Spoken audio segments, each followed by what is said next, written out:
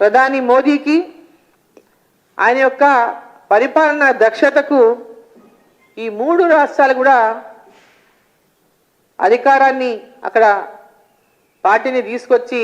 ఒక గొప్ప కానుకగా ఇచ్చారని చెప్పొచ్చు.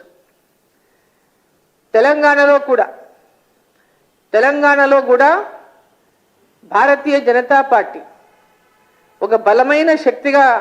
ఎదిగినటువంటి నేపథ్యంలో ఇక్కడ ఉన్నటువంటి లోపాయికారి ఒప్పందంతో ఉన్నటువంటి పార్టీలు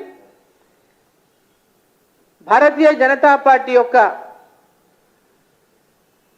ఎదుగుదలను చూసి ఓర్వలేక బీజేపీ బీఆర్ఎస్ ఒకటంటటువంటి ఒక ప్రచారం చేసి లబ్ధి పొందేటటువంటి ఒక దుష్ప్రచారం చేసి ఈరోజు భారతీయ జనతా పార్టీ ఈ తెలంగాణ రాష్ట్రంలో బీఆర్ఎస్ పార్టీకి వ్యతిరేకంగా అనేక పోరాటాలు చేసి వారి నియంత పోకడలకొని ప్రజలకు ఇచ్చిన హామీలు నెరవేర్చడంలో కానీ బీఆర్ఎస్ ప్రభుత్వం విఫలమైనటువంటి నేపథ్యంలో అనేక ఉద్యమాలు చేస్తూ ప్రజల లోపల పెద్ద ఎత్తున యాంటీ ఇన్కంబెన్సీని వ్యతిరేకతను తీసుకొచ్చినటువంటి పార్టీ భారతీయ జనతా పార్టీ. మరి భారతీయ జనతా పార్టీ పెద్ద ఎత్తున తెలంగాణ రాష్ట్రంలో మార్పు రావాలి, మార్పు జరగాలనేటువంటి ప్రజల యొక్క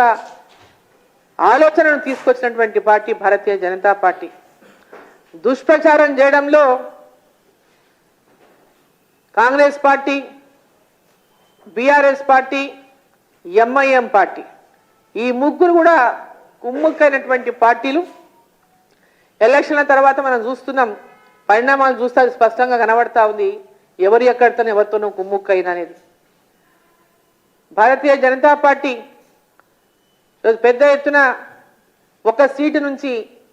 8 సీట్లలో విజయం సాధించడమే కాకుండా 19 స్థానాల్లో 2వ స్థానంలో ఉంటూ అనేక స్థానాల్లో కూడా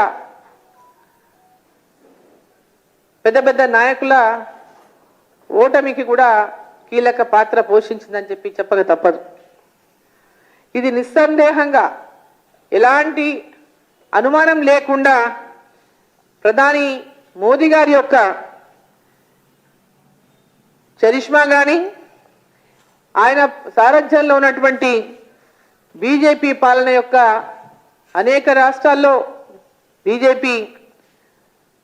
ఈరోజు అధికారంలో నేపథ్యంలో 2024 అంటే రేపు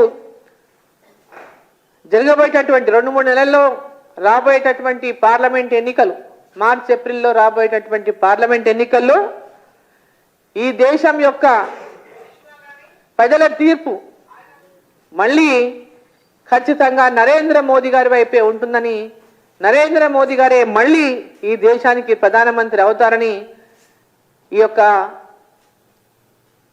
మొన్న జరిగినటువంటి ఎన్నికలే కావచ్చు, ఈ దేశంలో జరుగుతున్నటువంటి ప్రజల యొక్క విశ్వాసమే కావచ్చు, నరేంద్ర మోదీ గారి మీద పెరుగుతున్నటువంటి విశ్వాసమే కావచ్చు, ఇవన్నిటిని కూడా మరి చాలా స్పష్టంగా మనం చూడగలుగుతా ఉన్నామని చెప్పి తెలియజేస్తా ఉన్నా.